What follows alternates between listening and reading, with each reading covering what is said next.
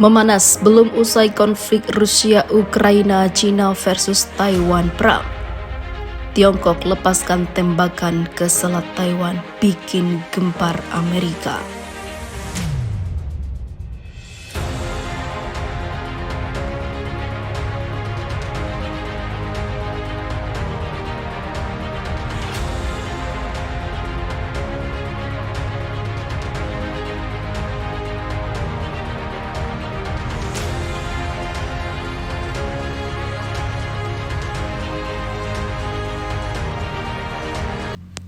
Memanas belum usai konflik Rusia-Ukraina, China versus Taiwan perang. Tiongkok lepaskan tembakan ke Selat Taiwan, bikin gempar Amerika. China mengaku telah melakukan serangan rudal presisi di Selat Taiwan pada Kamis kemarin. Hal itu diklaim sebagai bagian dari untuk membuat Taiwan sadar apa yang terjadi karena telah mengundang pemimpin DPR Amerika ke Taiwan. Hal ini telah meningkatkan ketegangan di kawasan tersebut ke tingkat tertinggi dalam beberapa dekade. China sebelumnya mengumumkan bahwa latihan militer oleh Angkatan Laut, Angkatan Udara, dan departemen lainnya akan berlangsung di 6 zona di sekitar Taiwan. 6 zona itu diklaim Beijing sebagai wilayahnya sendiri yang akan dianeksasi dengan paksa jika perlu.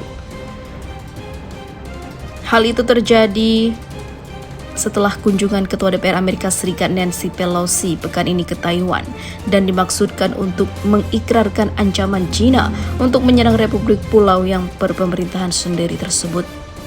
Seiring dengan langkahnya untuk mengisolasi Taiwan secara diplomatik, China telah lama mengancam pembalasan militer atas langkah pulau tersebut untuk memperkuat kemerdekaan de facto-nya dengan dukungan sekutu utama termasuk Amerika Serikat.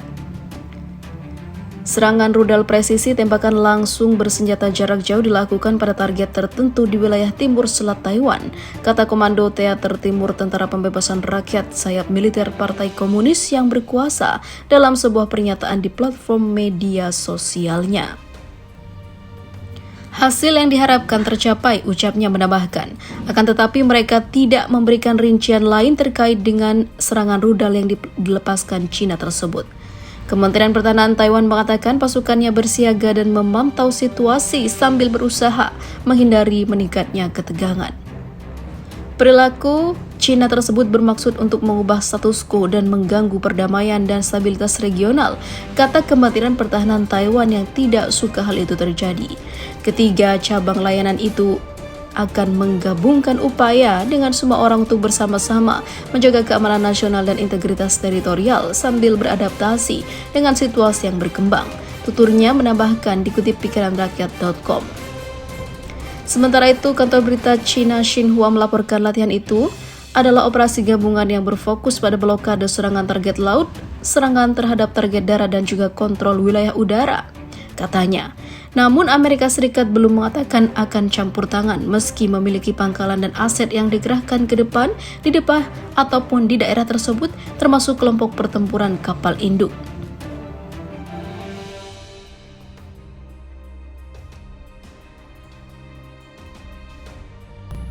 Dampak serangan China ke Taiwan bisa lebih parah dari perang Rusia-Ukraina.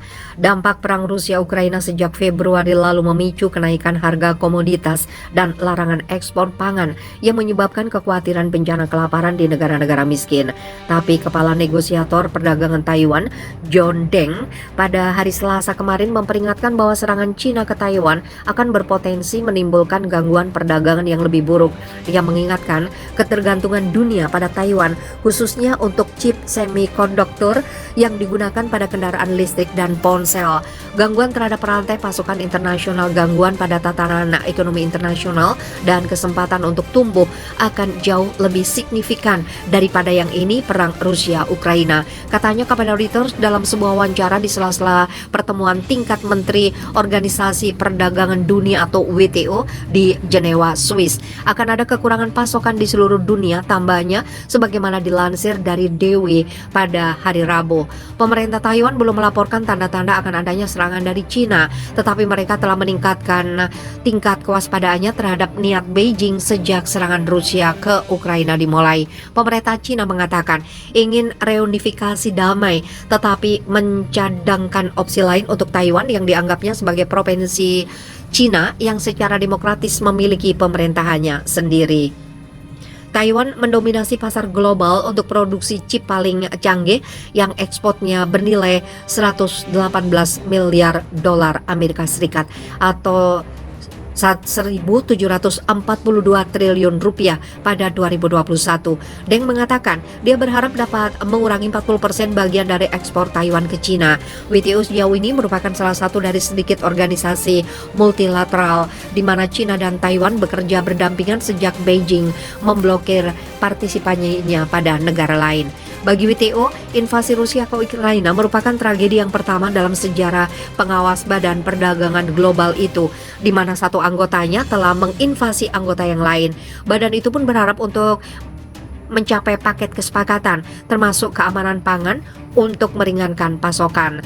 Taiwan sendiri turut andil dalam sanksi Barat terhadap Rusia dan memberikan sambutan baik terhadap delegasi WTO Ukraina.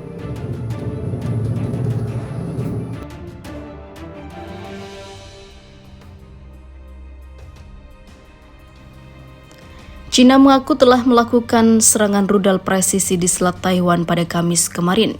Hal itu diklaim sebagai bagian dari untuk membuat Taiwan sadar apa yang terjadi karena telah mengundang pemimpin DPR Amerika ke Taiwan.